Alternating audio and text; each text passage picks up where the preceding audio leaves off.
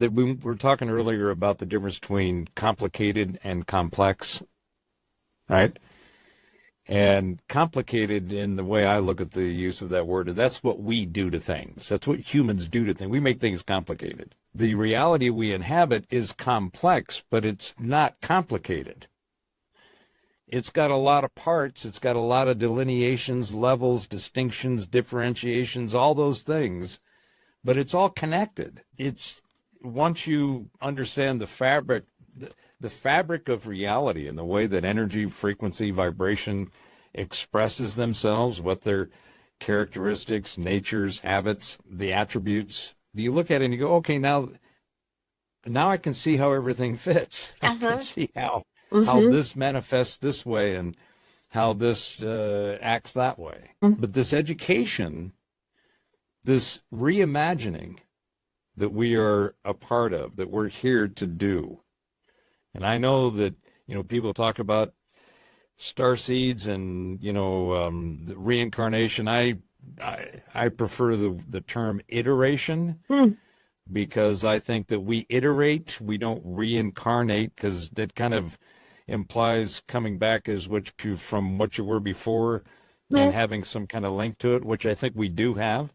But that's on a realm of frequencies and the infinite field of frequencies that we barely even are aware of, let alone have any kind of knowledge or understanding about. So I think our frequency stamps iterate. And we just kind of come back in another cycle and do something different, or, maybe we have some kind of karmic agreement, relationship, responsibility that we had in a previous iteration that we are going to take care of in the next with the other frequency stamps that we made those agreements with. But that's a long way of going around saying that we're here to do what we're doing right now. We're here to be a part of this great transformation, this transition from what was to what it should be. And I think that Ken's talk with the work of the RSA Animate, I just love the whiteboards. I know. That was so good. Just a super quick side note. Have you heard of Hans Wilhelm? He does a whiteboard as well. I really love him. He's a little Swedish fella. Have you seen him? I just love him. But there's something about that whiteboard, man. I'm old school whiteboard. I've got up here, I've got 8 feet by 8 by 4 foot whiteboard. I got my whiteboard. See, that's just yet another thing that we resonate with. Yes. So I think that it's really important to get people to understand why it is what it is right now. And just by showing that, you show the holes and the gaps and the kinks and all the things that are in the system that are clogging it and keeping it from being something that can actually add value to the way that people think about. It's not schooling, Mark Twain's famous quip of, I never let my schooling get in the way of my education. Oh, yeah. This whole school system, what we have right now, is complete crap. It's broken from top to bottom. Yeah. But even like what you just shown, though, I think people can see it and retain it, but some people get lost in then fighting about that, or just regurgitating what they're doing to us. It's like, okay. We got all the information. Now flip it. Change it. Do something. What are you going to do about it? How do we fix it? What? Right. Yeah, it's because there's so many talking heads right now. And some are very new to this. They're very new, and they're going to dot connect and go, holy smokes, look what they're doing to the kids. And you're like, okay, you see the pattern. Now change, now do something. You got to make action with this, because we're in the information war where it's a lot of talking and passive information, but there's a select few doing action. And if we really want to expedite this process, we got to have more people doing some action.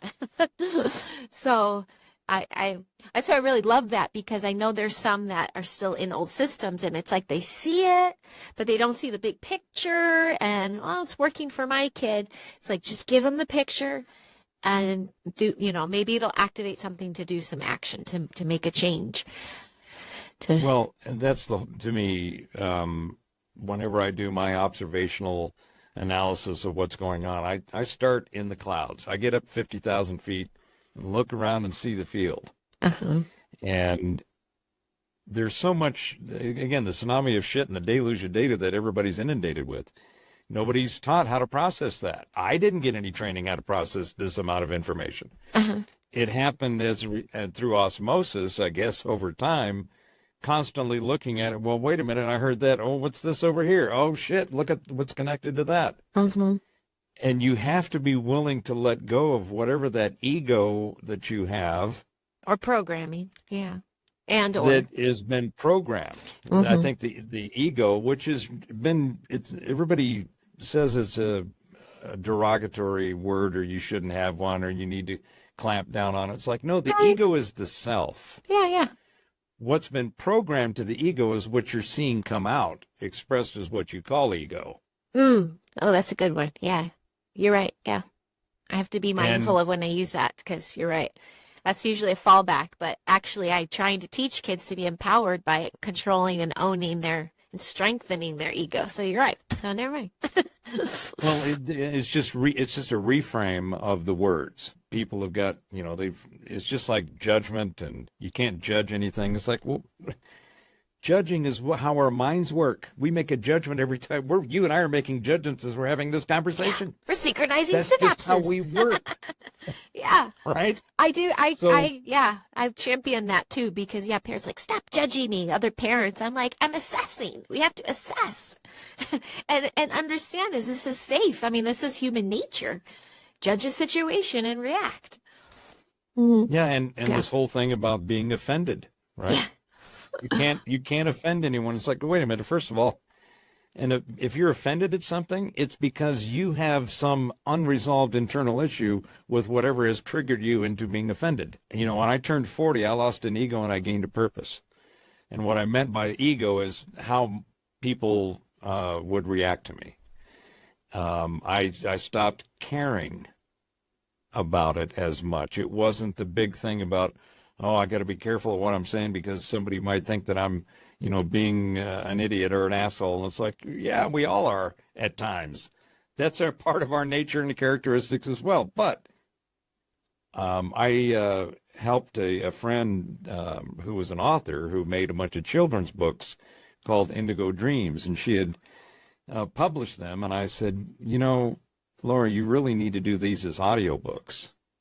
And this is in early 2005, somewhere around there. Mm-hmm. And so she said, really? I said, yeah, that's going to be a big deal. So we produced like 7 different books on audio. I produced it in my studio. And on the adult version, we did them for kids. I think the first one was 5 to 7, and then we did 8 to 13, and then we did teens, and then we did an adult version. And on the adult version, and I wrote the music and produced all of them, and we had various voice actors on the others, but I did the adult version. So it was Indigo Dreams Adult. Well, we put it on Amazon, and it went crazy, and the reviews were just off the charts. We were getting psychologists and counselors and all kinds of people going, I give this to all my patients. I recommend this to everybody. Parents were going, I got this for me, but my daughters or my sons are listening to it. So we were going, wow, this is great. We're making a difference, right? We're helping people. Mm-hmm. And then one day, Lori calls me up and says, have you seen Amazon reviews lately? And I said, no. And she says, you really need to go take a look. Oh, no. And some guy got on there and very eloquently ripped the entire thing a new one. He went on about how poor my voiceover was, the script was terrible, the production was bad, the music sucked. I mean, he just covered it all. And it wasn't nasty. It was very well written. Mm-hmm. And I read it and I went, oh, well, there's a perspective that I didn't think about. And as I'm thinking about it, I kind of agree with it maybe on that point, right? And this is after like 50 or 100 awesome reviews.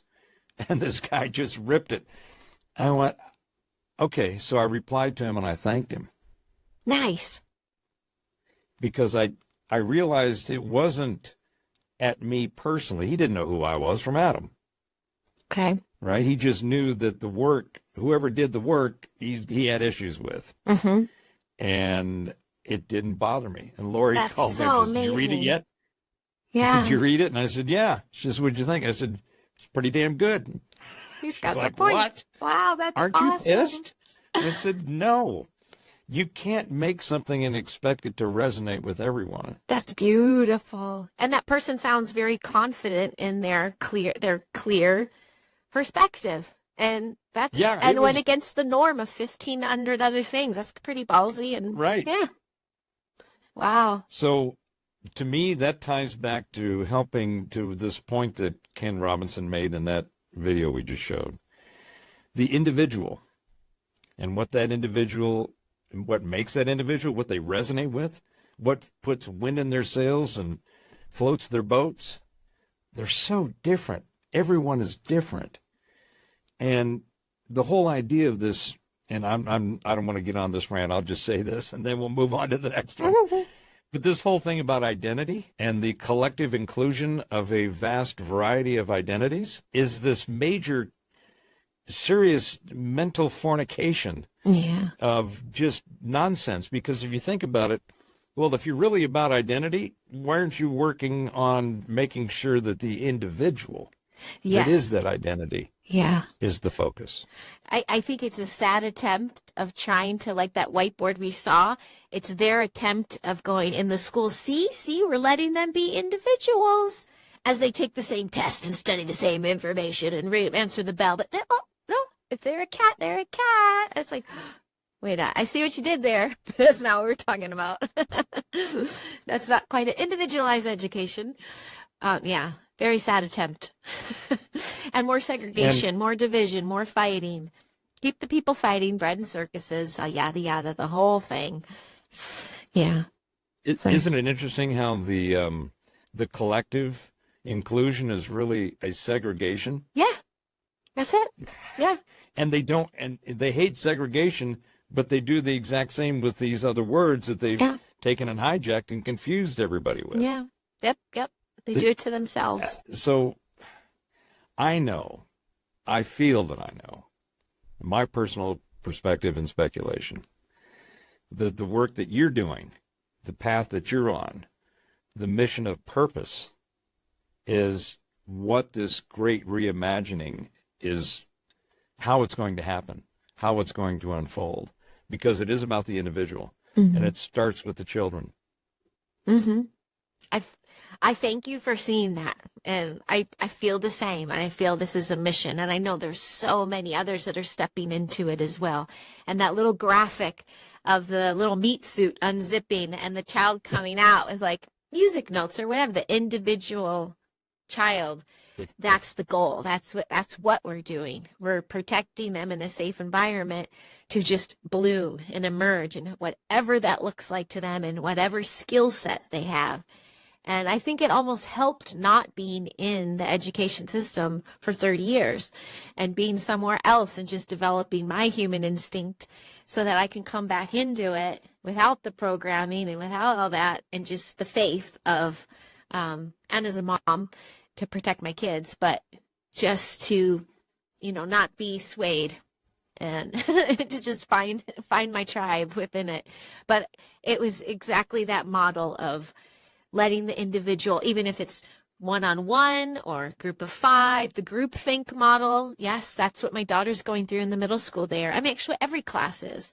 The testing, the midterm, the final, it's just to see their depth of knowledge. Answer this in a paragraph. And it's not like there's a right answer. They just want to see how deep can you go with your knowledge. Show me your layers of intellect. And it's not like, well, you got that wrong. It's like, I love how you brought that back together. I loved how you shared your thought with me. Like it's critical thinking to the nth degree and really teaching the child to have a voice and empowering them and figuring out who they are before they get released into the world.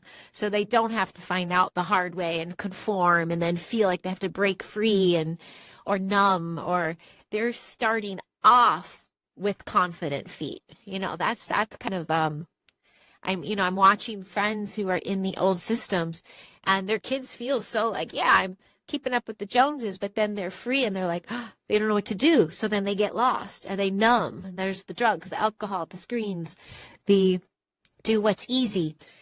And you're not trying. They're not putting their best foot forward and trying something new or thinking that they're just as important as anybody else. It's sometimes easier for children brought up in the old model to get small. That's where they've been trained to feel safe.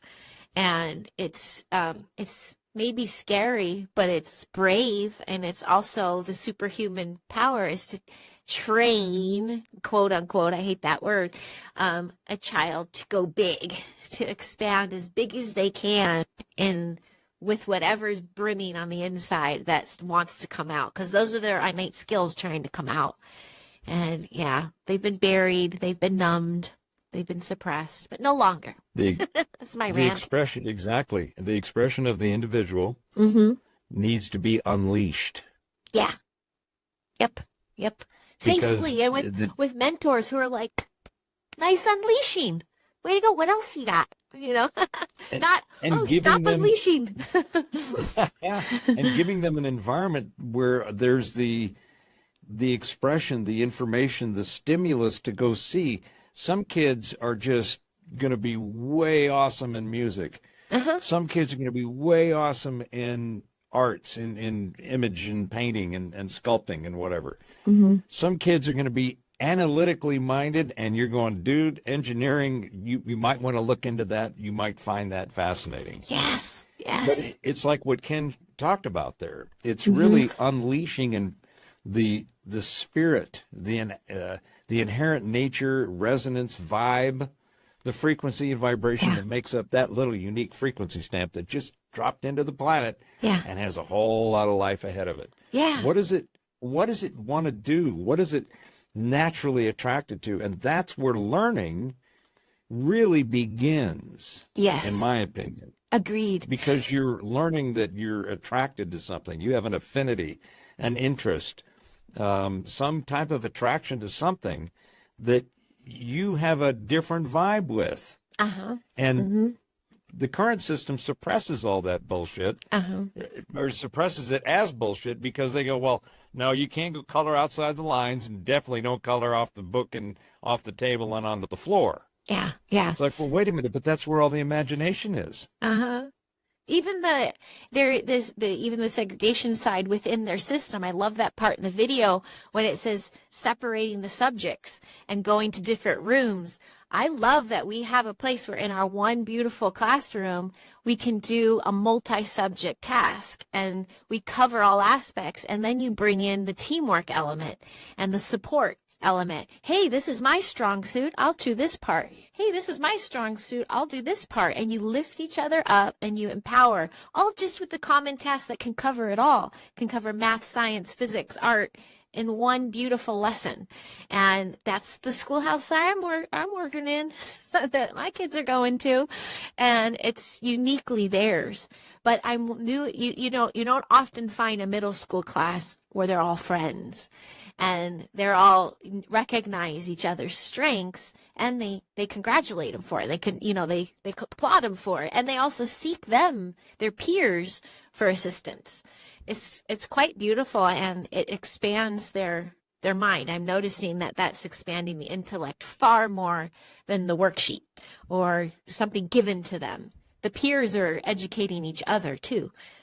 So it's really, yeah. And then talk about the collective inclusive of individual expression. Talk about that. Yeah. Right? Yeah. I like, as you said, the inclusion word. I'm triggered. Yes. The expression part is genius. I have to keep falling back on the 8th grade because we're about to fall into it. But just a case in point, like the 8th grade projects. You might have heard me share in other stories about that. What they do for this program and to graduate is they're starting now. My daughter's starting now in summer, finding a mentor. She's going to be developing a skill set that's new, but it's very interesting and dear to her heart, but it's new to her. and parents are doing this. She has to find the mentor. She has to find the drive and the will and shape her own little program and project through the course of the year, and then may be able to present it to adults, peers, start to finish, what this looked like. She's going to journal it. She's going to check in with her mentor, whether once a week, a few times a month, whatever's working for her.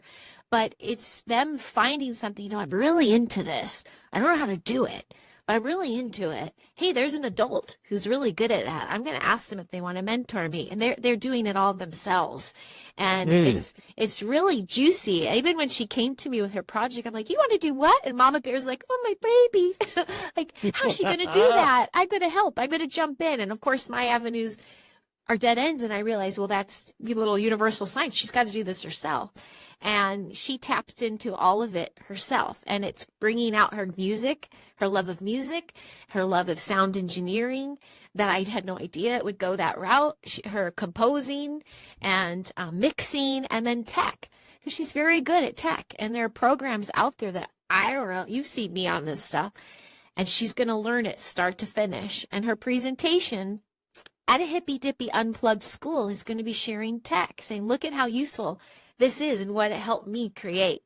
And I'm just thrilled to pieces for her. And I've literally been hands off and watching her connect with the mentor. And I did find through my Rolodex, I go, well, I do have this tinfoil friend who runs, thank you, a recording studio in LA, and we get to have a tour so she can see what an engineer looks like out in the real world, but then now see what program she can do at home to do herself, similar to that big $1,000 an hour rental.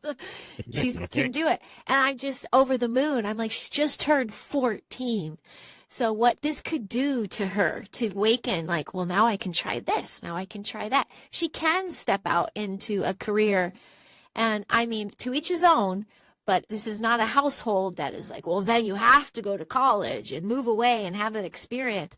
I'm going to see where her skill sets develop and what is her next plan of action. We also notice a program here in California, if you go through a charter, which means you do get state funding for your homeschool journey. So you're kind of tapped in, but I mean, I'm a taxpayer and I could use those funds to help my journey. She, at a certain level in high school, they get to go to college and take free courses. So she could graduate high school as a homeschooler with her BA already, or associates, I think, and then go into something that of her choosing, like get those other things, those little requirements out of the way. I went on a tangent there, but I'm noticing at her age, going into 8th grade, without the pressures of the standardized testings and things, she's already exploring an artistic way to creatively develop a career. Just like, I think I was still like picking my nose at 14. Like, I don't know what I was doing there. You and me both. Now, is this Charlie that helped you with the video? Yes, she did my intro video with you guys help. Yep. Right. That was her. I just opened and she goes, I'll do it on CapCut. I know how to do it. She's like, and I'm like, you're really good at this, Charlie. This might be something to explore. And then she's like, my project. So yeah, that was all her doing.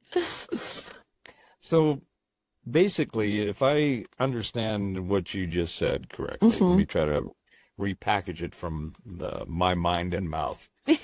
Basically, you're experiencing the difference, if there is even a difference between the superhuman and normal human with your own daughter. Yes. Oh, good circle back there. Yeah. As I really do believe everyone is capable of having superhuman abilities. There's just the human interference and programming and yada, yada, yada, all those things. Whereas I have been not protecting her, but guiding her through a sovereign way of childhood and education and all that. And the results are speaking for themselves. She is creatively and intellectually developing at a pace that I didn't even provide for her. She's doing this herself. She's activating herself.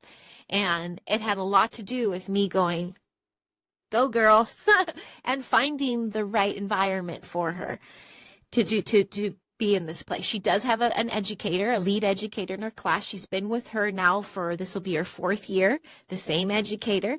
So she got to know her as well. And it's a safe environment for her to unzip her meat suit or your programming and try things.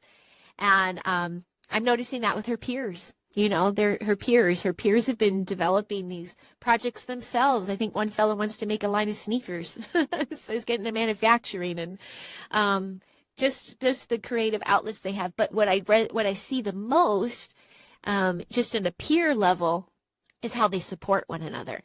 It's in fact those that are too interested in what they're wearing or the labels they have. It's almost poo-pooed. It's like, what are you doing? Who cares? You know, are you a bright light or not? You know, like, it's fascinating and it's exciting. It's exciting because this is just one little place. And you spread across the planet. Huge shift. Huge possibilities.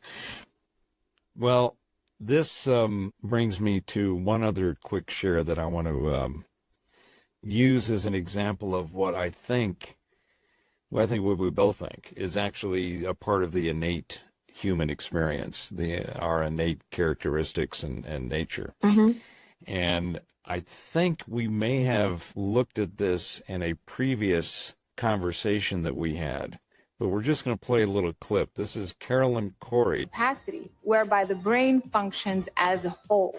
Anyone can do this. In fact, without knowing the anatomy of the brain, all you have to do is focus your intent on the center of the brain.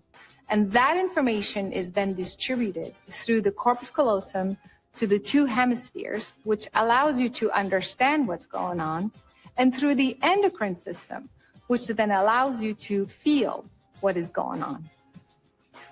Because the brain is now engaged at its full 100% capacity, you can now perceive and experience things beyond the normal human range, meaning beyond time and space.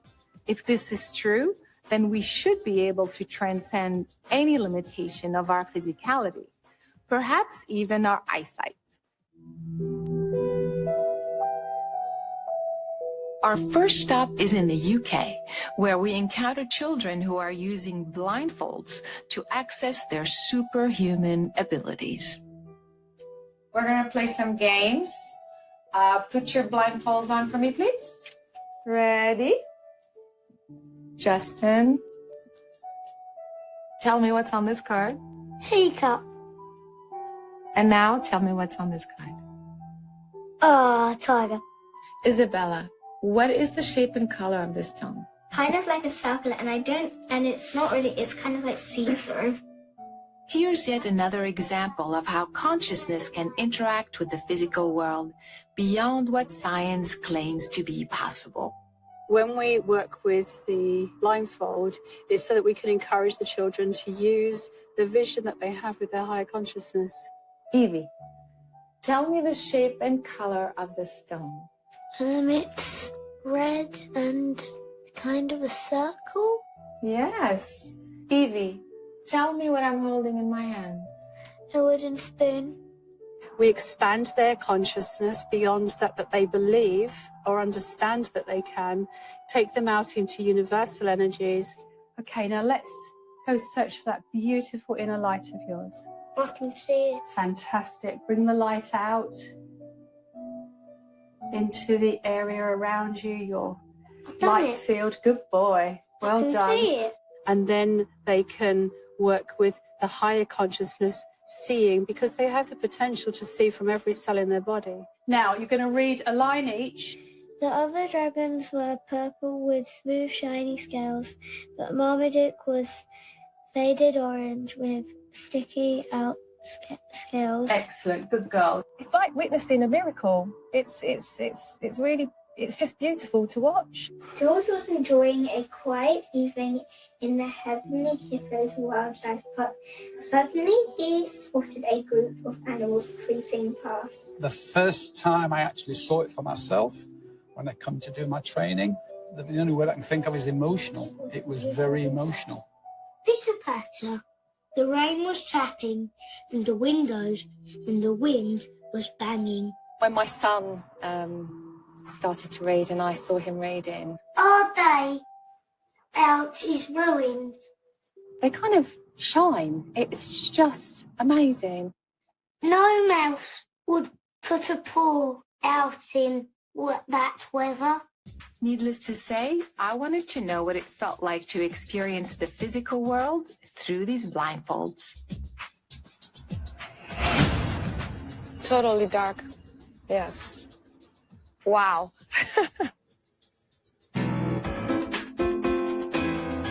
Witnessing these incredible children up close got us on a journey to discovering others around the world who are applying similar methodologies to achieve mind-blowing results. At MPUSA in Ogden, Utah, a blindfold technique called Vibra Vision helps you sense the vibration of various objects in the physical world. All physical matter in the universe is actually a form of energy that's made up of atoms. And those atoms are cycling or vibrating at a certain frequency. Practicing vibrovision gives us the ability to access our sensors and to perceive those vibrations, and then convert it into a usable mental image we call mindsight. Red, yellow, blue, yellow, orange, blue, green. We can see the unseen, to do things that are thought of as impossible. 8 of clubs, 10 of diamonds, 5 of hearts. 1, 2, 3. At MPUSA, folks of all ages demonstrate these incredible skills inside the academy and out in the real world. How about the grilled chicken and sausage gumbo? Gumbo. Okay. How much do they cost again? To $29.90. Correct. And Colton, what were you just touching? These are fan boxes. All right. What color is that? That's it. Let's find the Lay's brand.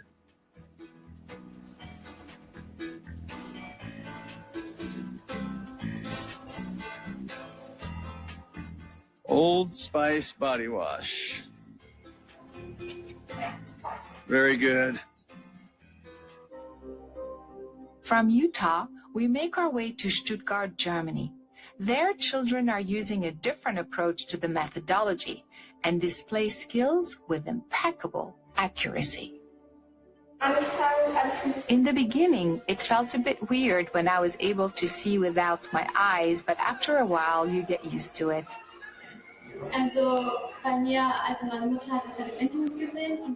I was rather skeptical in the beginning, but once I learned it myself, my reaction was, wow, this really works.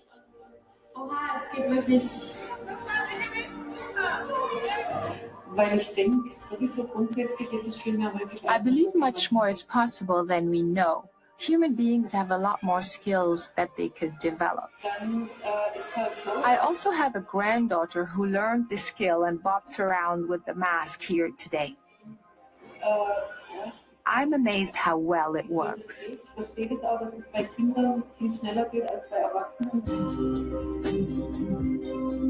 Groups around the world are using various techniques to achieve very similar results.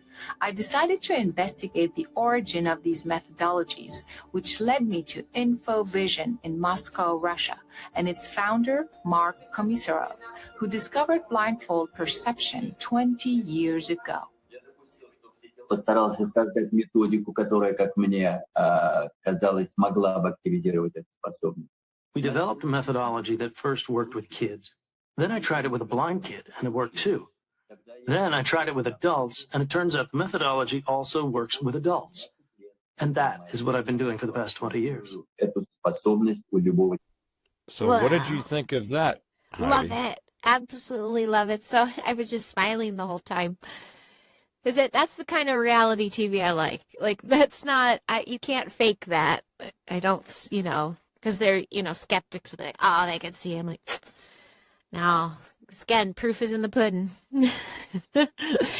Yeah. And to me, I mean, a lot of the things that they showed there, people would say, well, those are just superhuman kids, superhuman adults, superhuman whatevers.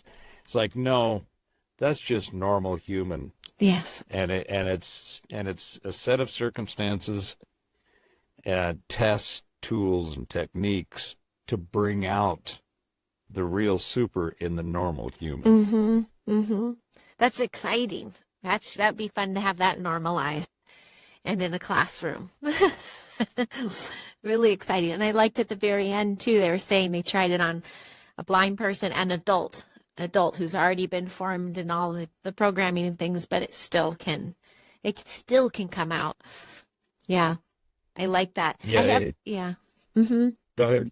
Well, no, I was just going to say I have been on shows where folks have asked, but do you have any psychic kids or do you know any psychic? I go, yeah, but then I usually segue, but there's several that don't know they are. They all are, and they just don't know it yet. And it's not about playing, a trick and being a psychic or having these things. It's about using it to be confidently stepping into all these different abilities. I mean, that's one skill set, but to be empowered by a skill set such as that, it's going to bring up all these other amazing things.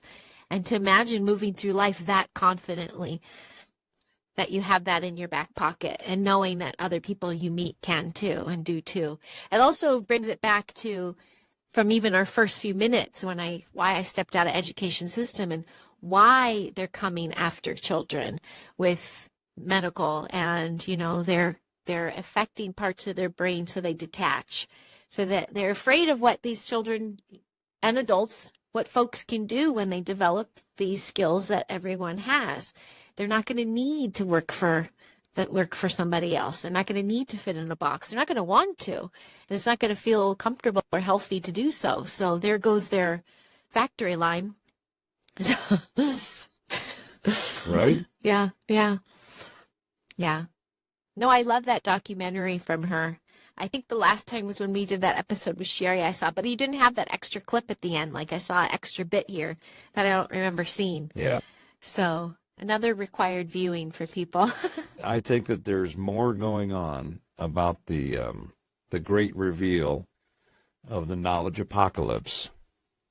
The curated narrative is crap, and it's been uncovered, and that has become the great reveal, which is causing people to have the great rethink, and that's leading to the great reimagining. This is the reality we inhabit. All of the crap that's going on and all the manufactured nonsense and the distractions that are being created by all of these social and political clumps of crap around the conversations and the social fabric are just there meant to distract and to keep people from being able to actually explore the reality of reality, which is what we are seeing, what you and I are talking about here today.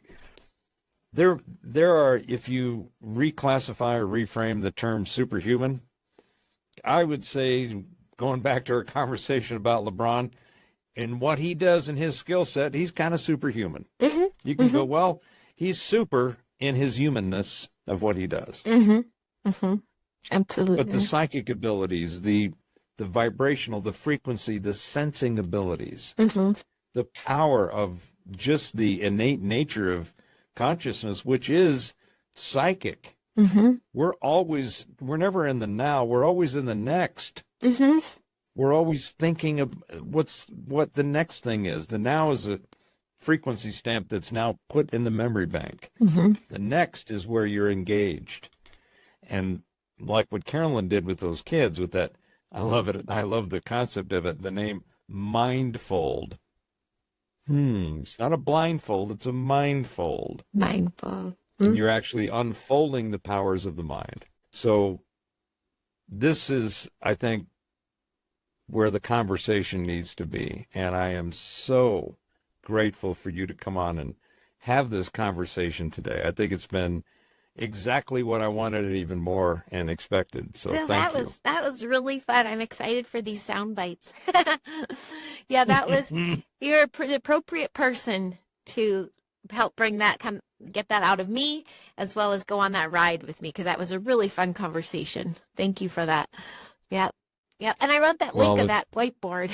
I'm going to send that to my parents. Yeah, I'll send you the link, but it'll also obviously be in the show. Sure. when we get it out there so people can enjoy the conversation. Sure. Hopefully at least half as much as I enjoyed having it with you today. I'm so grateful, Heidi. Thank you very much for Thank you. being here and doing it. Thank you. And thank you for seeing me and recognizing me and, supporting what I do and being like, hey, this deserves a talk. So thank you. It does. And links to everything about you, where you're at, your YouTube, your link tree and everything will be in the description. And there's going to be more of these because I think we just kind of went in and scratched the surface a little bit. Yeah. Yes, and I'll be in the classroom in just a couple of weeks. So I'll keep you up to date with what's going on in there, if I'm trying anything new, what the collective energy is like, and how that's working out. I think that would be an extremely valuable thing to share because, as we said, there's a lot of stuff out there, a lot of confusion and chaos and crap in the conversation of consciousness. But there is reality going on, like we talked about today. There are demonstrable, empirical experiences and data that we can all see and experience for ourselves that is real. It's not story-based, it's reality-based. And that's where we need to spend our time. So, yes, thank Heidi, you. thank you very much. Thank you.